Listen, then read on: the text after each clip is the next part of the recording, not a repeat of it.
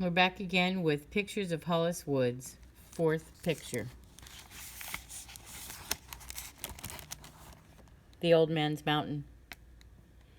I sat on the porch steps drawing the mountain while I waited for Stephen. He was hanging over the motor of the old man's truck, fiddling with hoses or connections, muttering to himself, "If he'd let me drive this thing for half a minute, I'd know exactly what was wrong with it." Half the arguments in that house had to do with Stephen's wanting to drive the truck.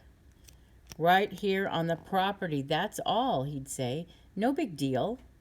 The other arguments had to do with his disappearing. It made the old man crazy. Up on the mountain road to follow a deer path, lying on the bottom of a rowboat to drift along, searching for the kingfisher gone somewhere and dragging me along with him. One night at dinner, the old man had dropped the box in my lap. Tan leather with dozens of pencils inside, points sharp and perfect in every color you could imagine.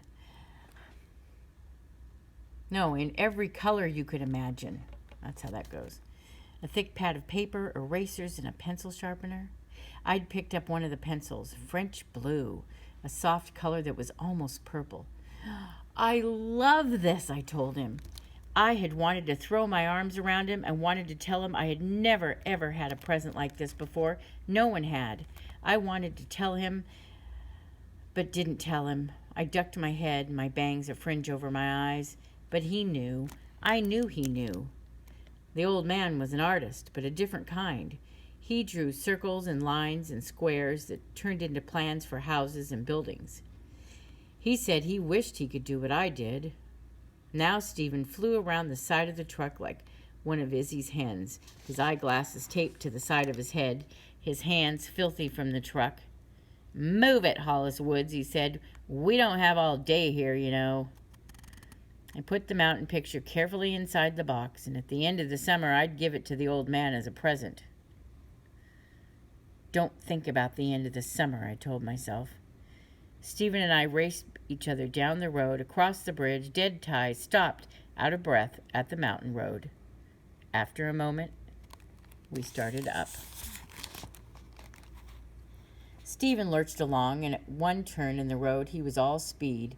The next he'd stopped short, bent over, nose almost touching the ground. "Look at this, Holly. It's a raccoon print," he'd say. "See the way this branch is cut off? Beaver building a den where the stream comes off the mountain." The old man was right about the road. It was slippery, muddy in the shade, one side ready to slide off the mountain straight into the river. But worth it. "We going all the way to the top?" I drew in my breath. Did I want to do that, stand on top of the mountain, a mountain of trouble myself? Stephen shook his head. Pop would have a fit. He ran his hand over an imaginary beard. "The rocks fall, Stephen. Use your head," he said in the old man's voice. Halfway up was a spot that widened. We looked down and saw the house, and Izzy picking tomatoes, and we whistled at her until she waved, even though she couldn't see us.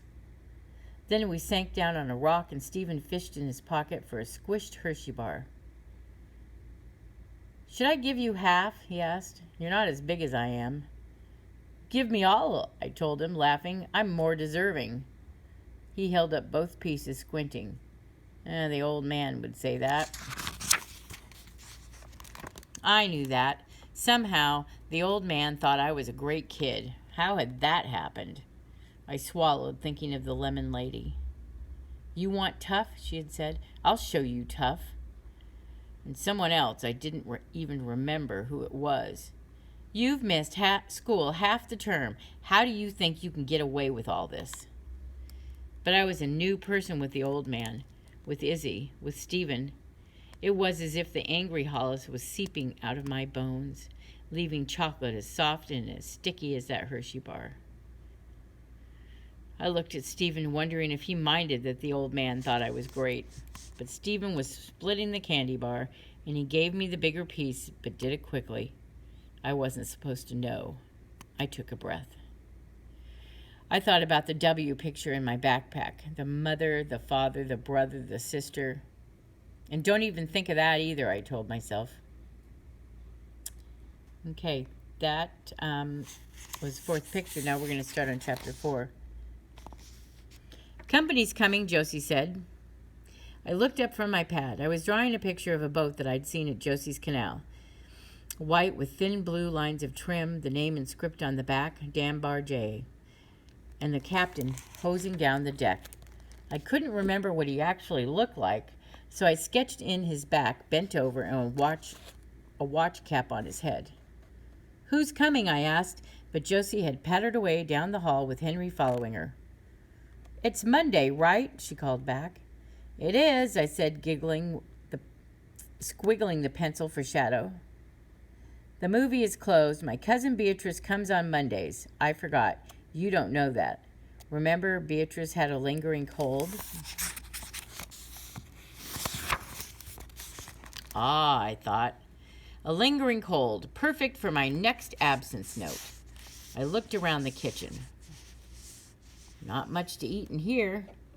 She came back to the kitchen, a thin line of red on her lips. But Beatrice brings dinner. Wait and see. It will be... And she patted her lips together. Delicious? She frowned. Yes, but... Ah, I said, trying to guess. Stew, pasta, hero sandwiches? She shook her head. Delicious. I finished my drawing and propped it up on the counter to see what I thought about it. And then I heard the back door. Beatrice bustling in, her arms laden with bags, and the smell. Chinese food, I told Josie. Of course, she said. That's what we always have. I put the plates out, the knives, the forks, and Josie ladled the food into bowls. Cashew chicken, mugu gai pan, bean curd. The smells were making my mouth water. Beatrice stood in back of me. I looked over my shoulder. She was leaning over, her head tilted, looking at my picture. Did you draw this? I nodded. She took off her glasses and chewed on one stem. Surprising, isn't it? She asked Josie. More than that, Josie said, beaming and moving Henry off her chair before she sat down. As I reached for a shrimp roll, Beatrice slid into the seat opposite me and spooned rice onto my plate, the picture still in her hand. Don't eat, she said. I raised my eyebrows. Not yet. Trot out some more of your pictures, please. I went into Josie's peach living room with the lilac couch. We had tacked up a few of the pictures I'd done. Henry and the pelican, the rock jetties, Josie's thin tree figures in the backyard, or in the back garden. I pulled out the tacks and brought the drawings into the kitchen. There was no room for them on the table, so I pulled an extra chair up and piled them on that. Now you can eat, Beatrice said, reaching for the top one. Thank you. I scooped up the chicken, piling as many cashews as I could on the spoon. She didn't eat, not until she had looked at all of them, holding each one up to the light. Josie kept nodding, reaching over with her fork to point at a line or a figure. And then Beatrice sat back. Imagine, I never saw anyone who was able to do this, she said, and I was an art teacher for 40 years. We taught that long, Josie said. 44 for you. Beatrice brushed at her hair. But did I ever once? No, neither did I. Josie smiled at me, reaching out across to touch my wrist with one hand. Beatrice took a forkful of food, eating absently, staring at me the whole time. We worked with all these kids who didn't have any concept of perspective, or even if they had that, the composition was all wrong. If only you'd been in one of those classes. And she's saying that to Hollis. She shook her head and then smiled at Josie. Never mind, she's here now. I couldn't swallow what was in my mouth. It was there in a lump, almost as large as the lump in my throat. Thank you, I managed to say.